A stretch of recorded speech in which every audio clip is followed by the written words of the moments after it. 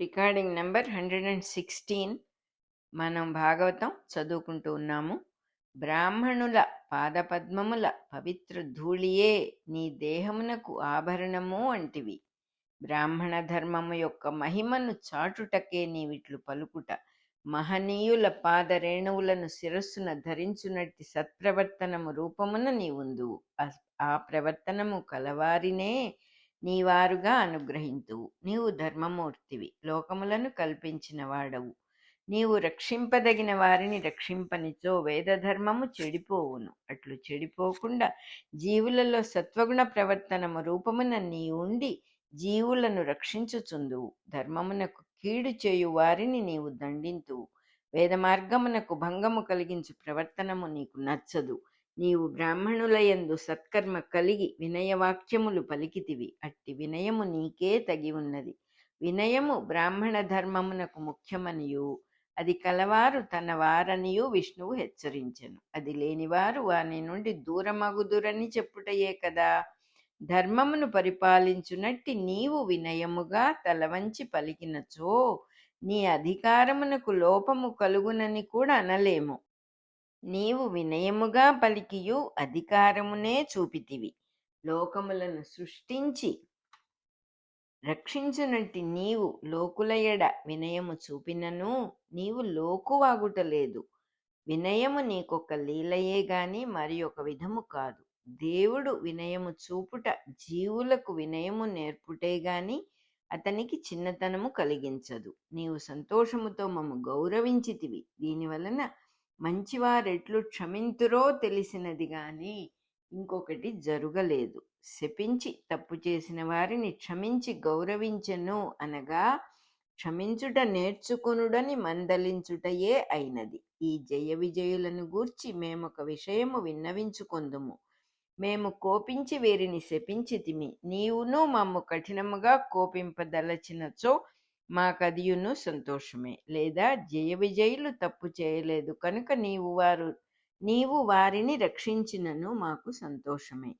అట్లు రక్షించుటయే మాకెక్కువ ఇష్టము. వారి యందు ఏ అపరాధమూ లేదు. వారి హృదయములు నిర్మలములు. అట్టివారిని మేము అధర్మ మార్గమున కోపించితిమి. మమ్ము నీవెంత కఠినముగా ఆజ్ఞాపించినను సంతోషమే. దానికి మేము సిద్ధముగా ఉన్నాము అని సనక సనందనాదులు నమస్కరించి నిలబడిరి. వారిని కరుణామయ దృష్టితో చూచి విష్ణువిట్లనెను. ఓ మునులారా, వీరు భూమికి పోయి భూలోకమున రాక్షసులై జన్మింతురు. లోభ మోహములతో కూడి జీవింతురు. దేవతలకు అపకారము చేయుచు లోక భయంకరులై జీవింతురు. నా యందు వైరము పెంచుకొందురు. యుద్ధమున నన్నెదిరించి పోరుదురు. నా చక్రముచే నరుకబడి తిరిగి నా సన్నిధికి వత్తురు. అసురగుణములు కలిగి ఉన్నను నాతో వైరము పెట్టుకొన్నను నన్ను స్మరించుచున్నచో నా దగ్గరకే తిరిగి రాగలరనియు మరచిన వారు ఏమరుపాటుచే దెబ్బతిందురనియు భావము. వైరము పేర నన్ను స్మరించుచున్నను తప్పులేదు గాని తపస్సు పేర గర్వించి నన్ను మరచుట మంచిది కాదు అని భావము. వైరముతోనైనను నన్ను మనస్సున వీరు నిరంతరము స్మరించుచుందురు. యుద్ధమున నా సాన్నిధ్యమున నా మొగము వంక చూచుచు దేహములను వదలుదురు కనుక వీరు నా స్థితి ఎందే వర్తింతురు. ఇక భూమిపైన వీరికి పుట్టుక లేదు. వీరిని గూర్చి మీరు దుఃఖపడనక్కరలేదు. ఈ జయ విజయులను గూర్చి మీరు విచారింపకుడు అని విష్ణువు పలుకగా సనక సనందనాదులు వాని భావము గ్రహించిరి. మనస్సు తేటపడి తెలివొందిరి. విష్ణుని స్తుతించిరి. జయ విజయులకు లోభమోహాదులు కలిగిన జన్మములు భూమిపై ఉద్దేశింపబడినను దాని వలన నష్టము ఇతరులకే గాని వారికి కాదు. దేవతలకు బ్రాహ్మణులకు వారి వలన బాధలు కలుగును. ఇట్లనగా జయ విజయులు భూలోకమున విష్ణు వైరముతో బాధలు పెట్టున్నది సనక సనందనాదుల వంటి బ్రాహ్మణులనే గాని విష్ణువును కాదు. దానితో కేవలము తపస్సు శపించుట మాత్రమే బ్రాహ్మణ ధర్మము కాదని లోకమునకు ప్రకటనమగును. నిజమైన బ్రాహ్మణ ధర్మము మరల భూమిపై ఉద్ధరింపబడును. పని పూర్తి అయిన పిమ్మట జయ విజయులు విష్ణువు చేతనే సంహరింపబడి తిరిగి వైకుంఠమునకు పోవుదురు. ఇచ్చట విష్ణునితో వైరము, విష్ణుని చేతిలో భూలోక దేహములను కోల్పోవుట, జయ విజయులకు విష్ణుని క్రీడయే గాని పతనము కాదు. నాటకమున వేషములు మార్చినట్లు జగన్నాటకమున విష్ణునితో పాటు తామును పాల్గొనుటయే. నారాయణుని సంకల్పములోని ధర్మమంతయు కన్నులకు కట్టినట్లయినది. సనకాదులకు పులకాంకురములను ఆనంద బాష్పములను కలిగినవి. వారిట్లా అనుకొనిరి, ఆహా, ఇతని మార్గములు లెక్కలకందనివి, కనుకనే దేవతలు కూడా వీని మార్గముల వెంట నడుచుచున్నారు. ఈ మొత్తము ధర్మ వ్యూహమే ఇతని దివ్యమంగళ శరీరము. దీని నుండి ఎవడునూ తప్పించుకొనలేడు. ఇతని నుండి వెలువడుచున్న ధర్మము యొక్క వెలుగే ఇతని నివాసమైన వైకుంఠము. ఎంతటి మునీశ్వరులైనను ఇతనికి శరణాగతి చెందనిచో గతి లేదు. ఇంతకును తాము పలికిన సంభాషణములు కూడా తుదకు విష్ణుని సంభాషణములే అని సనకాదులు గ్రహించిరి. తామింత ధర్మబద్ధముగా తుదకు నిర్ణయము చేయగలుగుట అనగా తమలో పనిచేసిన విష్ణుని వైభవమే కారణము. ఈ వైభవము వానిని ఆశ్రయించుకుని ఉన్న లక్ష్మీదేవియే. ఆమె దయ వలననే తమకు సద్బుద్ధి కలుగుటయు తనవారుగా విష్ణునిచే స్వీకరింపబడుటయు జరిగినది. తాము చేసిన తప్పునకు నారాయణుడు తమ్ము శపించినను సంతోషమే, లేక జయ విజయులను శాపము నుండి తప్పించి రక్షించినను సంతోషమే. జయ విజయులు తప్పు చేయలేదు, వారు నిర్మలమూర్తులు అని కదా సనకాదులు చివరకు అంగీకరించిరి.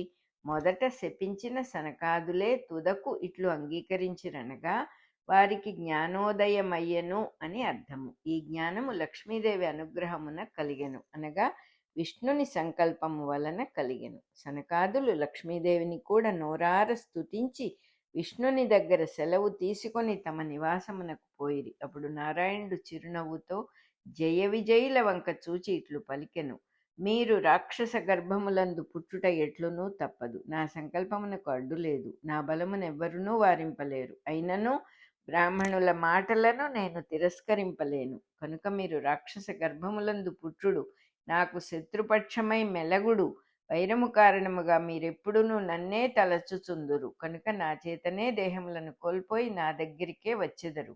పోయిరండు.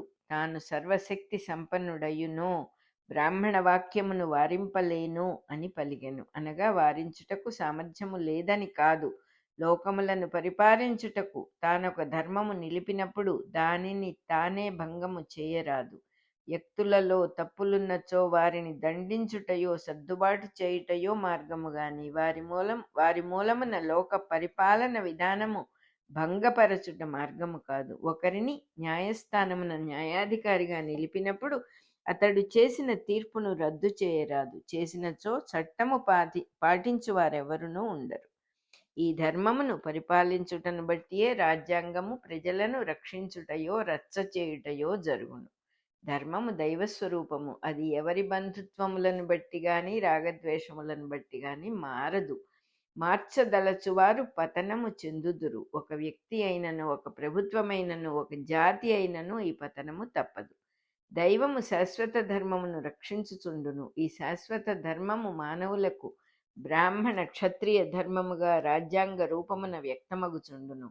బ్రాహ్మణులపై కోపము వచ్చినంత మాత్రమున ఎవరునూ దీనిని మార్చలేరు. బ్రాహ్మణులు కూడా ధర్మము తప్పినంత మాత్రమున దీనిని మార్చలేరు. వారును వీరును భ్రష్టులగుట మాత్రము జరుగును. కనుకనే నారాయణుడు సనకాదుల శాపమును వారింపగల సమర్థుడయ్యును, వారింపక గౌరవించెను. దీనివలన ద్వారపాలకులకు వచ్చిన నష్టము లేదు, సనకాదులకు కలిగిన లాభము లేదు. భూలోకమున మాత్రము ధర్మ ఘర్షణము పుట్టును. దాని వలన అధర్మము పైకి ఉబుకుటయు, జీవులకు బాధలు కలుగుటయు, ఆ బాధల రూపమున ఎవరి శిక్ష వారు అనుభవించుటయు, తుదకు ధర్మము నిలబడుటయు జరుగును. ఇట్లు తీర్పు చెప్పి వారిని సాగనంపి లక్ష్మీదేవితో నారాయణుడు వెనుకకు మరలగా ఇంద్రాది దేవతలు అతని ధర్మస్వరూపమునకు ఆశ్చర్యపడి అతని పాదపద్మములకు వరుసగా మ్రొక్కిరి. వారి కిరీట కాంతులచే లక్ష్మీనారాయణుల చరణ కమలములు వెలుగొందెను. లక్ష్మీనారాయణులు మహావైభవముతో తమ నిర్మల నివాసమును చేరిరి. రికార్డింగ్ నెంబర్ 116 అయిపోయింది.